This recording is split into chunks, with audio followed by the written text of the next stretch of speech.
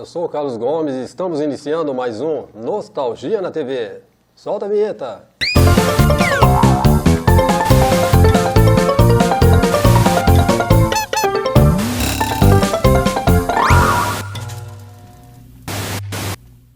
Olá pessoal, hoje a gente vai falar sobre o circo, mas principalmente sobre os palhaços brasileiros, aqueles que marcaram a nossa infância, que marcaram gerações. Cada estado tem um palhaço, né, que marcou, que é importante, mas esses daí foram tão importantes que eles migraram para a televisão, né, na década de 50, no advento da TV, e eles acabaram, né, vendo que era um ótimo produto de divulgação do trabalho deles, né, já eram famosos, mas se tornaram ainda mais famosos. Não dá para falar em palhaço sem falar daquele que é o mais importante, né, o mais famoso, é considerado o melhor do Brasil e chegou a ser considerado o melhor do mundo. Recebeu uma encomenda de melhor palhaço do mundo. A gente está falando do palhaço Piolín. Piolín, o nome dele era Abelardo Pinto. E ele chegou a um ponto que para ele não era nem trabalho, era diversão. Como todo palhaço, ele nasceu no circo, né, seus pais eram da arte circense, trabalhavam no circo, e o Piolín, ainda menino, ainda criança, ele já despontava no circo com um talento diferenciado. E as pessoas se encantavam com ele. Então, quando ele foi crescendo, foi desenvolvendo, né, e foi se tornando um artista completo, porque ele fazia praticamente tudo no circo. Ele era malabarista, ele tocava todo tipo de instrumento, enfim, e ele começou a se destacar. Logo que ele chegou mais ou menos aos 17 anos, né, que ele achou que ali já estava pequeno para ele, porque o circo ele não ficava somente no lugar. Né, o circo eles iam para vários lugares, para várias cidades e até estados. E o Piolín estava se destacando. Aí a pergunta, por que Piolín? Né?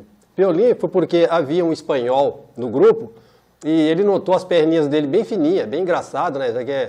Aí ele apelidou de Piolín. Piolín quer dizer, em castelhano, barbante fino, um barbante resistente, bem fino. E a perna dele parecia dois barbantes. E ele gostou e adotou esse nome Piolín, né? Que depois ele demonstrou ser muito acertado. Bom, ele resolveu sair do circo dos pais, né? Já que era um circo de menor porte. Então ele foi para o circo dos irmãos Queirolo, que era já um circo já consagrado, então ele foi chamado para ir para lá e ele aceitou. E ele foi convidado pela família Queirolo, que era já um circo da família, já mais abastada, já estavam bastante assim, conhecidos no mercado, então ele foi para lá, que era um circo maior, né, e ele ficou trabalhando lá. Não apareceu muito, porque o principal palhaço era o Chincharrão, que era um palhaço bastante conhecido na época, principalmente em São Paulo, né? E ele ficou ali meio de lado, fazendo um serviço mais secundário. Só que chegou uma época em que o Chincharrão, ele teve que sair por problemas pessoais, ele tinha que resolver alguns problemas e acabou indicando o Piolín, já que ele disse que já havia visto ele trabalhar em outro circo e era a pessoa ideal para substituí-lo. Só que ele mal sabia, né, que ele ia perder a vaga, porque o Piolín se deu tão bem, se destacou tanto, que acabou o Chincharrão algum tempo depois acabou falecendo, e ele ficou comandando praticamente o circo. Ele era a atração principal. Aí tinha filas, ia pessoas de atores, atrizes, políticos, todo mundo queria ver o Piolín. Começou a se tornar uma figura famosa, depois uma figura nacional, né, que ele ganhou um prêmio como o melhor palhaço do Brasil, né, e o sucesso começou só a aumentar. Depois começou a aparecer em capa de revistas, né, como essa daqui, gente, eu trouxe uma aqui em 1957, 52, que ele foi capa da revista Manchete. E depois ele aparecia nos jornais, né, mais importantes da época, ele começou a aparecer, e o pessoal do modernismo, né, começou a dar apoio para ele, porque gostava do trabalho dele, e ele o sucesso foi uma questão de tempo. Inclusive, teve uma enquete, ele foi considerado, ele ganhou uma comenda como o maior palhaço do mundo, né? O melhor palhaço do mundo. E isso começou a crescer, ele depois migrou também para a televisão, né? Ele trabalhou na TV Tupi, depois algumas outras emissoras o chamaram, depois ele foi trabalhar, até fez um filme de cinema, né? É o Barbeiro que se vire, e fez muito sucesso, ele trabalhou com vários atores consagrados da época, né? E ele tinha como rival, era um palhaço inglês, né? E o Charlie Chaplin, o Carlitos, né? E a fama dele começou a crescer, inclusive em 1929, na Feira de Arte Moderna, né? Ele foi convidado especial pelo Oswaldo de Andrade, o Mário de Andrade, né? Já eram pessoas famosas, e chamaram ele para participar. E ele era a atração principal, e ele ganhou prêmios, foi homenageado, isso deu uma dinâmica maior ainda para o Piolín, que já era uma estrela da época, antes por exemplo, televisão, né? E nem se imaginava, né? Computador, essas coisas.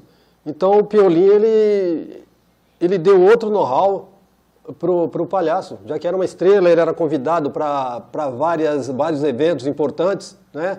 E em 1929, quando ele participou, quando ele falou da Semana de Arte Moderna, então foi uma coisa que para ele, né, foi baita de uma divulgação. E ele lutava muito porque se ia acontecer que o pessoal produzisse uma escola de palhaço, né, que não existia. Ele tinha medo que isso aí ia começar a minar, né, a profissão dele, que ele escolheu. Bom, ele comprou um terreno em São Paulo, ali no centro de São Paulo, e ali ele montou o circo dele. E o circo dele virou atração, né, onde era lotado, inclusive o presidente Washington Luiz tinha um lugar cativo. Toda quinta-feira o presidente estava ali para ver o Piolín. E todo mundo que mexia com artes, com teatro e tudo mais, tinha uma admiração por ele. Então já era uma pessoa conhecida não só nacionalmente, já até internacionalmente, né? O Piolín foi vamos dizer assim, até um divisor de águas, né? Aí, em 1961, estava 18 anos nesse terreno o palhaço Piolín. Ficou ali 18 anos o circo dele. Para vocês verem o descaso do poder público, mesmo com o presidente sendo fã, com artistas, políticos, todo mundo, né, amava o Piolín, o circo dele foi desalojado, porque hoje seria o INPS, né, na época, Instituto de Aposentado e Pensionista, né, na época eles exigiram que aquele terreno deveria sair dali, o circo deveria sair daquele terreno, porque ia ser construído um hospital, que era uma coisa para eles mais importante e mais urgente. Eles tiraram. Então o circo Piolín teve que sair, infelizmente, ficou, né, chocado, triste mesmo. Só que esse hospital nunca foi construído, né, até onde eu saiba, não fizeram nada lá.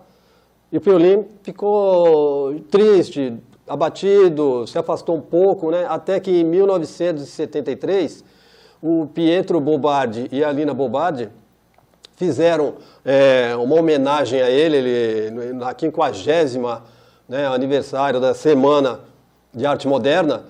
O Piolín foi considerado o astro principal, ele foi convidado especial, né, e, inclusive montaram um circo ali no vão do MASP, onde não tinha nada, montaram um circo para ele, inclusive a cobertura era uma lona que ele havia utilizado. E ali foi que a mídia e todo mundo começou a prestar atenção, né, de novo no Piolín, porque ele já estava ficando, as pessoas estavam esquecendo dele. E aquilo ali foi uma gasolina, né, para ele, que deu um incentivo. E inclusive naquele dia, a partir do dia, eles delegaram que a partir do dia 27 de maio seria comemorado o Dia do Circo, em homenagem ao dia 27 de março, é o aniversário do Piolín. Então aquilo ali injetou um ânimo para ele, e ele voltou ativa, ele montou um circo de novo, ele comprou um circo, montou ele começou a viajar pelo país todo, começou a viajar por vários estados, né? E no começo de 73 ele retornou retornou a São Paulo. Só que e começou de novo ali a atrair multidões, né? Era um palhaço, realmente era o número 1. Só que, infelizmente, em metade de 1973, ele faleceu, né, de insuficiência respiratória. E foi uma comoção nacional, porque era conhecido por todo mundo, era adorado, era amado por todo mundo, porque ele era diferenciado, ele era diferente. E o sonho dele de construir uma escola de artes cênicas, isso daí ele não chegou a ver. Só foi em 1978 que construíram um colégio de artes cênicas, Piolim. Foi aí que essa homenagem existe até hoje, e depois espalhou pelo país todo, né? E foi uma comoção nacional. Todo mundo, artistas, pessoas da alta sociedade e o povão, todo mundo foi lá prestar uma última homenagem. Para ter uma ideia, o Pelé segurou uma das alças do caixão dele. O Pelé não é muito não gostava de enterro de ninguém, né? E o dele fez questão de ir. E sem o Piolinho, o pessoal ficou meio órfão, né? E agora? E agora? Só que surgiu um outro palhaço, já estava aparecendo, né, há algum tempo, tinha história, mas cresceu principalmente em São Paulo, que é o Arrelia, que é o Valdemar Seisel. O Arrelia foi outro ali que chegou perto do Piolim. Tá? É um que a gente tem que venerar, que respeitar. Então, inclusive, o Arrelia, aí ele trabalhava com o sobrinho dele, que era o Walter Seisel, que era o Pimentinha, Arrelia e Pimentinha, essa dupla. E tinha o circo da Arrelia, que ele já tinha o circo dele. Então foi a família dele. Então foi o Arrelia começou a aparecer, começou a crescer. Principalmente em São Paulo, ele era um ídolo, né? Era um mito já. Eu lembro que eu me mudei em 70 para São Paulo e ele já era um mito para todo mundo, né? E aí depois, com o sucesso do Arrelia, ele acabou indo para a televisão, ficou 21 anos na Record, né? Fazendo sucesso incrível, né? Inclusive ele não queria ser palhaço, ele queria ser advogado, né? Mas o pai dele, quando ele perguntou para ele jovem, ele perguntou: o que você quer ser da vida? Ele falou: eu quero trabalhar em Hollywood, beijar aquelas bonitonas, né?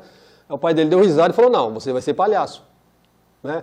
Aí ele falou: não, eu não quero, não vou ser palhaço. Aí o pai dele: eu preciso de alguém para ficar no meu lugar, eu já estou idoso, né, com certa idade. Aí o que ele fez? Ele pegou o pessoal dele, num dia estava acontecendo lá um espetáculo, pegou a Arrelia e levou lá para o camarim, e o pessoal, todo mundo lá, pintou ele, colocou uma maquiagem, colocou um nariz, parecia mais um tomate, né? Ele colocou o cabelo espetado, colocou aquela roupa maior do que ele, carregaram ele e jogaram, literalmente, junto com uma baita de uma megalona, né? Deram para ele e caiu em cima. Só que ele era muito chorão, e ele começou a chorar, lamentar, e o pessoal achou que fazia parte do espetáculo, né? O pessoal começou a dar risada, foi abaixo o circo. Só que ele olhou e falou: não é que eu estou agradando? E pronto, ele terminou em alta lá, todo mundo adorou, então ele se soltou. E o pai dele falou: agora eu tenho um substituto para mim, é você agora. E o Arrelia dali deslanchou. Aí foi para a televisão, aí foi ali o circo do Arrelia, né, que ficou anos e anos em cartaz, né, trabalhou em outras emissoras e se tornou um mito. Infelizmente, né, quando ele já estava com uns 90 e poucos anos, em 2005, né, o Arrelia foi internado, começou a passar mal e infelizmente veio a falecer. Aí foi outro baque, né? E falando, outro palhaço que merece uma menção, esse é do Rio de Janeiro, é o Carequinha, né? Carequinha é o Jorge Savalas. Era o Jorge Savalas Gomes. É um cara, foi um palhaço também muito importante, né? Que fez história. Ele desde pequeno, o sonho dele é ser palhaço. Então o pai dele não era do meio circense, faleceu com ele pequenininho, e o padrasto dele, um dia colocou uma meia na cabeça dele, maquiou ele de palhaço e falou: não tem nem cabelo, você é o Carequinha. E dali o Carequinha deslanchou, né? Foi trabalhar na TV Tupi, né? O circo do Carequinha, foi que marcou gerações. Inclusive ele lançou muitos discos, né? Era o Carequinha e o Fred, né? Os dois formou uma dupla perfeita, que era o Fusar, que era o Albano Pereira, era também ator, trabalhava em televisão, era um cara bem solto e acabou dando certo, né? Ele levando bons preceitos para as crianças, se divertindo, e se tornou um mito no Rio, né? Foi uma descoberta da mídia que, simplesmente, ele dominou o Rio de Janeiro. É o palhaço mais importante do Rio de Janeiro, né? Ele tinha um bordão, né? Tá certo ou não tá? E aí as crianças respondiam. Então, assim como o Arrelia, né? Como vai, como vai, como vai? Muito bem, bem, bem. Então, são bordões que ficaram grudados na cabeça das pessoas, né? E o Carequinha teve uma importância incrível, principalmente no Rio de Janeiro, e depois nacionalmente, né? Com o programa dele.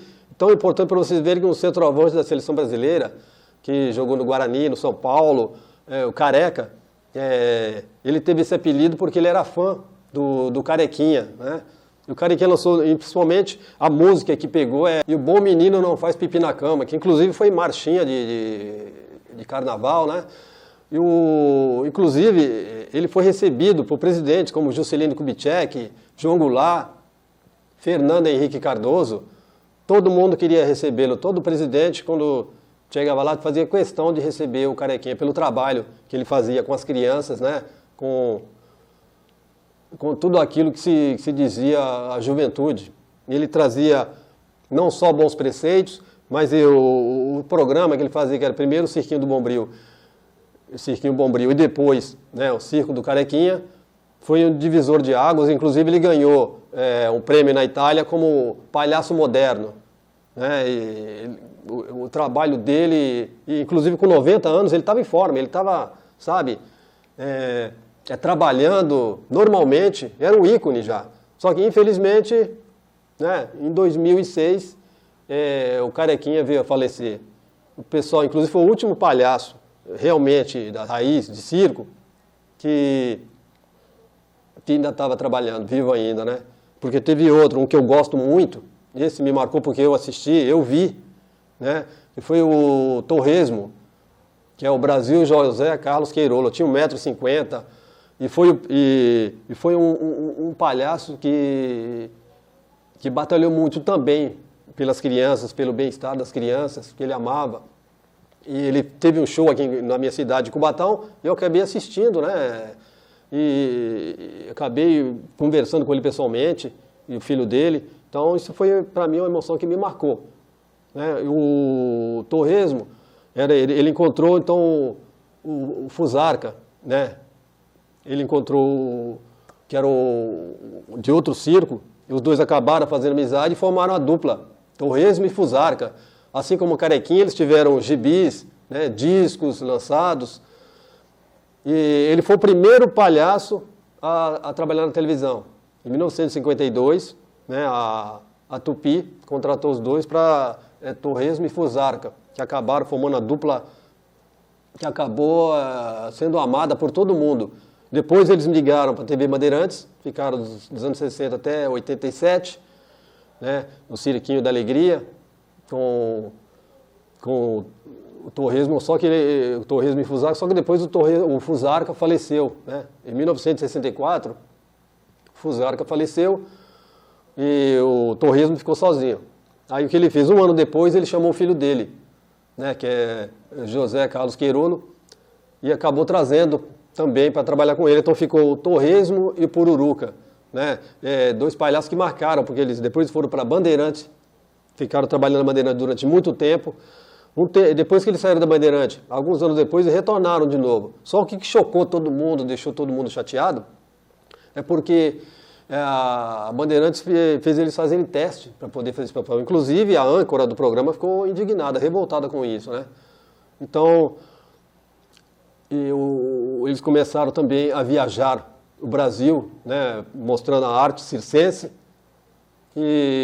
Mas, infelizmente, em 1996, o Torresmo se afastou para poder cuidar da saúde e acabou falecendo também, né? Foram os últimos palhaços de raiz mesmo que nós tivemos. Depois foi mais aqueles palhaços de televisão, né? Inclusive o Carequinha, só um adendo, o Carequinha, ele migrou para Manchete, né? Ele e o Fred, só que eles ficaram 2 anos e meio. E depois ele saiu e quem entrou no programa foi a Xuxa, né? Acabou, inclusive a Marlene Matos também gerenciava ele. E a Marlene e a Xuxa entrou no lugar dele e pegou muita coisa do que o Carequinha fazia, a Xuxa pegou dele também, né?